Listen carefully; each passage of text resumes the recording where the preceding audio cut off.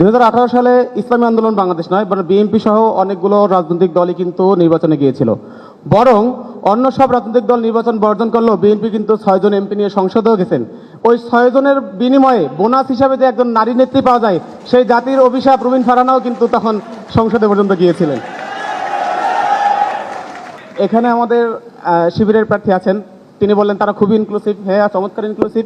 তারা এত ইনক্লুসিভ যে বীরশ্রেষ্ঠ মতিউর রহমানকে গালি দেওয়া, তাকে রাজাকার হাইজাকার বলা একজনকেও তারা মূলত তাদের প্যানেলে নিয়েছিলেন। তবে ইনক্লুসিভিটির জায়গায় একটু ঘাটতিও পড়ে গেছে। কি ঘাটতি দেখেন, এখানে যে স্বাধীনতা সংগ্রাম যে পথটি আছেন, শিবিরের মধ্যে কি আসলে কি এমন একজনও নেই যে স্বাধীনতাকে ধারণ করে, যে তার এই স্বাধীনতা সংগ্রাম পথে বাইরে থেকে একজনকে ধার করে আনা লাগছে? কিন্তু তাদের নিয়ে আসলে আমরা ভয় পাচ্ছি। আমরা দেখছি 90 পরে কিন্তু ডাকসু তারা বন্ধ করে দিয়েছিলেন, এবং ডাকসু বন্ধ করে দিয়ে কিন্তু তারা হলে হলে একটু জানিয়ে রাখি, যদি এর সময় তাকে যোগ করা হবে যে এর জন্য কিন্তু হামিম বাড়িকে দোষ দেওয়া যাবে না।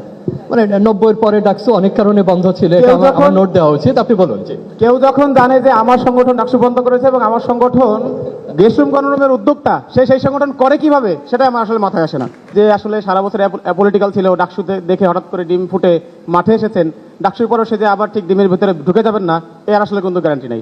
সেজন্য আমাকে শুধু নির্বাচিত করতে হবে তা না, বরং এখানে যে কাউকে নির্বাচিত করেন, এমন কাউকে করেন যে পূর্বে আপনাদের সাথে ছিল, সামনে আপনাদের সাথে থাকবে। আমরা বলেছি আমরা যদি নির্বাচিত হই, আমরা নারীদের প্রত্যেকটা হলে হলে কমন রুম স্থাপন করব। প্রত্যেক নারী শিক্ষার্থী তার ক্লাসের ফাঁক টাইমে যদি ইচ্ছা করে সে সেখানে গিয়ে বসতে পারবে, বিশ্রাম নিতে পারবে, নামাজ পড়তে পারবে, খাবার খেতে পারবে, রেস্ট নিতে পারবে।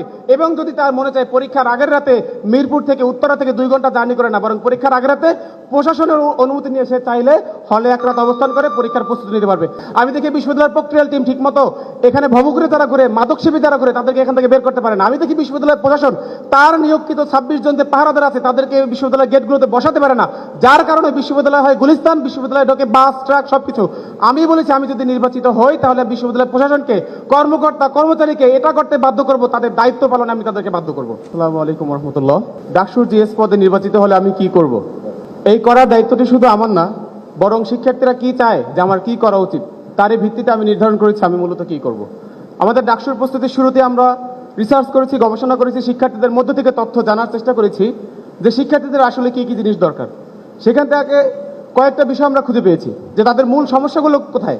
এখানে অনেকে বলবে যে না আমি কিছুই করবো না, কিন্তু আমি বলি না, 1 বছর সময় একটা ভালো সময়, এবং চাইলে সেখানে অনেক কিছুই করা যায়। কিন্তু এমন কিছুও করা যায় না যে ঢাকা বিশ্ববিদ্যালয়কে আমি অক্সফোর্ড বানিয়ে ফেলবো কিংবা এখান থেকে মঙ্গল গ্রহে নিয়ে যাবো। আমি বলি ঢাকা বিশ্ববিদ্যালয় জায়গায় থাকবে, বরং ঢাকা বিশ্ববিদ্যালয়ে যে ফাংশনগুলো ঠিকভাবে করা উচিত ছিল সেই ফাংশনগুলো ঠিকভাবে করার জন্য আমি উদ্যোগ গ্রহণ করব। আমি প্রথমেই বলেছি ঢাকা বিশ্ববিদ্যালয়ের অন্যতম সমস্যা হলো মানদাতা আমলের পদ্ধতি। রেজিস্ট্রেশন থেকে শুরু করে ভর্তি থেকে শুরু করে সনদ প্রাপ্তি প্রত্যেকটা কাজ কিন্তু মানদাতা আমলের। আপনি যে কোনো একটা সেমিস্টারে একটা কাজ করতে গেলে আপনাকে ডিপার্টমেন্ট, হল, ব্যাংক থেকে হল, আবার ডিপার্টমেন্ট, আবার রেজিস্ট্রার বিল্ডিং, এই যে ঘুরপাকের মধ্য দিয়ে যেতে হয়।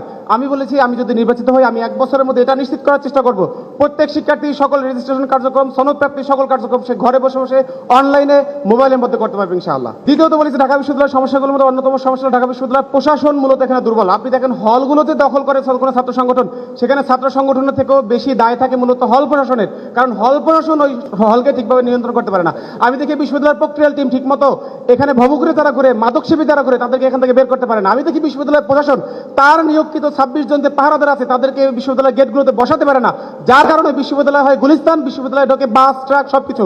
আমি বলেছি আমি যদি নির্বাচিত হই তাহলে বিশ্ববিদ্যালয়ের প্রশাসনকে, কর্মকর্তা কর্মচারীকে এটা করতে বাধ্য করব, তাদের দায়িত্ব পালনে আমি তাদেরকে বাধ্য করব। আমি বাধ্য করব বিশ্ববিদ্যালয়ের 1 টাকা বেতনও কেউ তাদের কাজে ফাঁকি দিয়ে তারপর ভোগ করতে পারবে না। আমি এটা নিশ্চিত করব বিশ্ববিদ্যালয় 2800 কোটি টাকার যে বাজেট, প্রতি বছর 1000 কোটি টাকার যে বাজেট, সেই বাজেট থেকে 1 টাকাও কেউ বিশ্ববিদ্যালয় থেকে চুরি করতে পারবে না। এইগুলো আমি মূলত নিশ্চিত করার ট্রাই করব, এবং এগুলো কোনোটা নিশ্চিত করতেই আমার এখানে খুব বড় কিছু দরকার হবে না, বরং 1 বছর যে সময়, সেই সময় মনে করছি আমি যথেষ্ট। আমি দেখি ঢাকা বিশ্ববিদ্যালয়ে কি সমস্যা। ঢাকা বিশ্ববিদ্যালয় দেখবেন বাইরে, ঢাকা বিশ্ববিদ্যালয়ে এত কথা, ঢাকা বিশ্ববিদ্যালয়ে অনাবাসিক মেয়েদের ক্ষেত্রে কি হয়, অনাবাসিক মেয়েদেরকে হলগুলোতে প্রবেশ করতে দেওয়া হয় না। কেন প্রবেশ করতে দেওয়া হয় না, এর কোনো যৌক্তিক কারণ আমি আসলে খুঁজে পাই না। ফলে কি হয়, একজন নারী শিক্ষার্থী সে যখন সকাল 9টা একটা ক্লাস থাকে, বিকাল 3টা একটা ক্লাস থাকে, মাঝখানে সময়টুকু সে আসলে কি করবে? সে মূলত তখন বাধ্য হয়ে বটতলায়, আমতলায়, এমনকি কার্জনের বারান্দায় বসতে বাধ্য হয়। আমরা বলেছি আমরা যদি নির্বাচিত হই আমরা নারীদের প্রত্যেকটা হলে হলে কমন রুম স্থাপন করব। প্রত্যেক নারী শিক্ষার্থী তার ক্লাসের ফাঁক টাইমে যদি ইচ্ছা করে সে সেখানে গিয়ে বসতে পারবে, বিশ্রাম নিতে পারবে, নামাজ পড়তে পারবে, খাবার খেতে পারবে, রেস্ট নিতে পারবে। এবং যদি তার মনে চায় পরীক্ষার আগের রাতে মিরপুর থেকে উত্তরা থেকে 2 ঘন্টা জার্নি করে না, বরং পরীক্ষার আগের রাতে প্রশাসনের অনুমতি নিয়ে সে চাইলে হলে এক রাত অবস্থান করে পরীক্ষার প্রস্তুতি নিতে পারবে। সবগুলো কাজই সম্ভব, সেগুলো আমি করার চেষ্টা করবো ইনশাআল্লাহ। প্রথমত জিএস যিনি থাকেন তার কাজ হলো অন্যান্য সম্পাদকদের মধ্যে সমন্বয় সাধন করা। তো সেক্ষেত্রে জানেন যে কোনো কমিটি বা যে কোনো অর্গানোগ্রাম যখন কাজ করে তখন সিদ্ধান্তগুলো মিটিংয়ের মাধ্যমে নেওয়া হয়, এবং জিএস শুধু অন্যান্য সম্পাদকরা যেই সিদ্ধান্তগুলো গ্রহণ করেছে সেগুলো বাস্তবায়িত হলো কিনা সেটার বিষয়ে তত্ত্বাবধান করবে। এবং সেক্ষেত্রে আমাদের পূর্ব অভিজ্ঞতা আছে। আমি ঢাকা বিশ্ববিদ্যালয় ইসলামী ছাত্র আন্দোলন বাংলাদেশের সেক্রেটারি ছিলাম, সেখান থেকে আমি দেখেছি একটি সংগঠন কিভাবে চালাতে হয়, লোকজন কিভাবে চালাতে হয়, একটি কমিটিকে কিভাবে অর্গানাইজ করতে হয়, সেই অভিজ্ঞতা কিন্তু আমাদের আছে। একটা কমিটি যখন আপনি অর্গানাইজ করবেন তখন দেখবেন এক একজনের এক এক মত, কেউ থাকবে আজ আমার মন ভালো নেই, আজ আমার শরীর ভালো নেই, সবাইকে নিয়ে কিভাবে কাজ করতে হয় সেই অভিজ্ঞতা কিন্তু আমাদের আছে। এবং শুধু যে আমার যে কমিটি তা না, বরং আজকে এখানে যে 28 জন নির্বাচিত হবে এর বাইরেও যদি কেউ যারা নির্বাচিত হয়নি কিন্তু তাদের কারো কারো চমৎকার কিছু ইশতেহার ছিল, আমরা মনে করি সে যদি আমার আদর্শের বাইরেও হয়, তার যে সুন্দর চিন্তাগুলো সেই চিন্তাটা আমার, তার যে সুন্দর ইশতেহার সেই ইশতেহারটা আমার, সবগুলো বাস্তবায়নের জন্য আমরা সম্মিলিতভাবে চেষ্টা করবো ইনশাআল্লাহ। দ্বিতীয় যে প্রশ্নটি ছিল সেটা হলো যে একই সাথে ক্যাম্পাসকে বহিরাগত মুক্ত রাখা, আবার কি জনপরিসর নিশ্চিত করা। আমি মনে করি ঢাকা বিশ্ববিদ্যালয়ের বিগত 50 বছর স্বাধীনতার পর থেকে এখন পর্যন্ত প্রায় 2.5 লক্ষেরও বেশি অ্যালামনাই আমাদের অলরেডি আছে। আমরা যদি শুধুমাত্র অ্যালামনাইদেরকে ইউনিভার্সিটি ঢোকার অ্যাক্সেস দেই তাহলে মনে হয় জনপরিসর নিশ্চিত হওয়ার জন্য যথেষ্ট পরিমাণের সংখ্যা সেটা। এবং যদি বহিরাগত নিশ্চিত আমি বলি, অনেক ক্যাম্পাস আছে আপনি দেখবেন সেখানে কিন্তু চাইলে বহিরাগত ঢোকার ক্ষেত্রে তারা কিন্তু নিয়ম পারমিশন নিয়ে ঢুকতে পারে।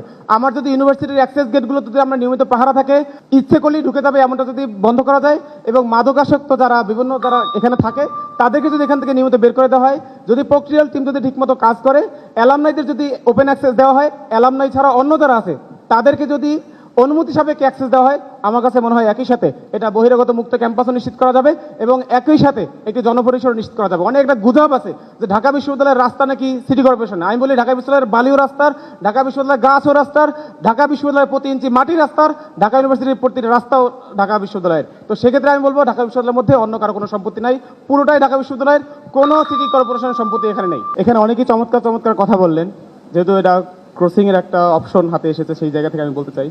আমাদের আশিক ভাই বললেন তিনি অ্যাপলিটিক্যাল, কিন্তু আমি বলি যে আসলে সারা বছর অ্যাপলিটিক্যাল ছিল, ডাকসুতে দেখে হঠাৎ করে ডিম ফুটে মাঠে এসেছেন, ডাকসুর পরও সে যে আবার ঠিক ডিমের ভিতরে ঢুকে যাবেন না এর আসলে কোনো গ্যারান্টি নেই।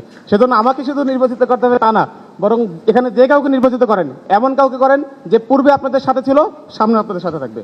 এখানে হামিম ভাই বললেন তারা ডাকসুর জন্য অনেক কিছু করবেন, কিন্তু তাদের নিয়ে আসলে আমরা ভয় পাচ্ছি। আমরা দেখছি 90 পরে কিন্তু ডাকসু তারা বন্ধ করে দিয়েছিলেন, এবং ডাকসু বন্ধ করে দিয়ে কিন্তু তারা হলে হলে একটু জানিয়ে রাখি, যদি এর সময় তাকে যোগ করা হবে যে এর জন্য কিন্তু হামিম বাড়িকে দোষ দেওয়া যাবে না। মানে 90 পরে ডাকসু অনেক কারণে বন্ধ ছিল, এটা আমার নোট দেওয়া উচিত। আপনি বলুন যে কেউ যখন জানে যে আমার সংগঠন ডাকসু বন্ধ করেছে এবং আমার সংগঠন গেস্টরুম গণরুমের উদ্যোক্তা, সেই সংগঠন করে কিভাবে সেটা আমার আসলে মাথায় আসে না। এখানে আমাদের শিবিরের প্রার্থী আছেন, তিনি বললেন তারা খুবই ইনক্লুসিভ। হ্যাঁ, চমৎকার ইনক্লুসিভ। তারা এত ইনক্লুসিভ যে বীরশ্রেষ্ঠ মতিউর রহমানকে গালি দেওয়া, তাকে রাজাকার হাইজাকার বলা একজনকেও তারা মূলত তাদের প্যানেলে নিয়েছিলেন। তবে ইনক্লুসিভিটির জায়গায় একটু ঘাটতিও পড়ে গেছে। কি ঘাটতি দেখেন, এখানে যে স্বাধীনতা সংগ্রাম যে পথটি আছেন, শিবিরের মধ্যে কি আসলে কি এমন একজনও নেই যে স্বাধীনতাকে ধারণ করে, যে তার এই স্বাধীনতা সংগ্রাম পথে বাইরে থেকে একজনকে ধার করে আনা লাগছে? তারা বললেন কি, তারা বললেন যে তারা নির্বাচিত হলে বিদেশে অনেক ফান্ড আনবেন, অনেক কিছু করবেন। কিন্তু ভাই মাপসাই, রমজানে আমরা দেখছি বিদেশি তুর্কি এক লোক এসে ডাকাতের টাকার মতো রাস্তায় দাঁড়িয়ে দাঁড়িয়ে টাকা দিচ্ছে। ঢাকা বিশ্ববিদ্যালয়কে এত খোলা ইউনিভার্সিটি, এত ফকির ইউনিভার্সিটি আপনারা বানেন না প্লিজ। বরং ইউনিভার্সিটির যে 2800 কোটি টাকা বাজেট আছে সেই বাজেটটা কাজে লাগানোর চেষ্টা করেন, আশা করি অনেক কথা। আমাকে কেন ভোট দেবেন? আমাকে ভোট দিবেন কারণ হলো 5 আগস্ট সময় আমাদের কোনো দুর্নীতি নেই, বিগত সময় আমাদের কোনো দুর্নীতি নেই। ক্যাম্পাসের মধ্যে কোনো শিক্ষার্থী আমাদের দ্বারা কোনোদিন কোনো বটের আক্রমণ হয় নাই, কটূক্তির আক্রমণ হয় নাই। শিক্ষার্থীদের অধিকারের জন্য তাদের সাথে বিগত বছরগুলোতেও ছিলাম, জুলাইতেও ছিলাম। সামনে খোঁজাখুঁজির পর্ব ছাড়াই ছোট্ট একটি খোঁজা খেয়েছি, কিন্তু ভুল তথ্যে। আমার বন্ধু তানভীর বাড়ি হামিম, তার প্রতি অনুরোধ থাকবে, ডাকসু জিএস এর মতো এত ভারী এত চমৎকার একটি জায়গায় তিনি এসেছেন, তিনি ইতিহাস সম্পর্কে আরেকটু লেখাপড়া করে আসলেও খুব ভালো হয়। 2018 সালে ইসলামী আন্দোলন বাংলাদেশ নয়, বরং বিএনপি সহ অনেকগুলো রাজনৈতিক দলই কিন্তু নির্বাচনে গিয়েছিল। বরং অন্য সব রাজনৈতিক দল নির্বাচন বর্জন করলেও বিএনপি কিন্তু 6 জন এমপি নিয়ে সংসদেও গেছেন। ওই 6 জনের বিনিময়ে বোনাস হিসাবে যে একজন নারী নেত্রী পাওয়া যায়, সেই জাতির অভিশাপ রুমিন ফারহানাও কিন্তু তখন সংসদে পর্যন্ত গিয়েছিলেন। তো সেই জায়গা থেকে আমি বলবো বরং ইসলামী আন্দোলন না, এই দায় মূলত বিএনপি দায়ী। তো এই জন্য আমার ভাইয়ের প্রতি অনুরোধ থাকবে, ডাকসুর মতো বড় জায়গায় তিনি আরো স্টাডি করে কথা বললে বেটার হবে। আমরা যেটা বলতে চাই যে ডাকসু নির্বাচন আজকের দিন পর্যন্ত আনার জন্য আমরা চেষ্টা করেছি। আমরা ক্যাম্পাসে অনেক দিন অনশন করেছি, অবস্থান কর্মসূচি পালন করেছি, তার মাধ্যমে কষ্ট করে করে কিন্তু ডাকসু বাস্তবায়ন করতে আমরা বাধ্য করেছি। তখন অনেক সংগঠন তারা ডাকসু চায়ও নাই, ডাকসুর কথা বলে দাঁত কেলে হেসে উড়িয়ে দিত।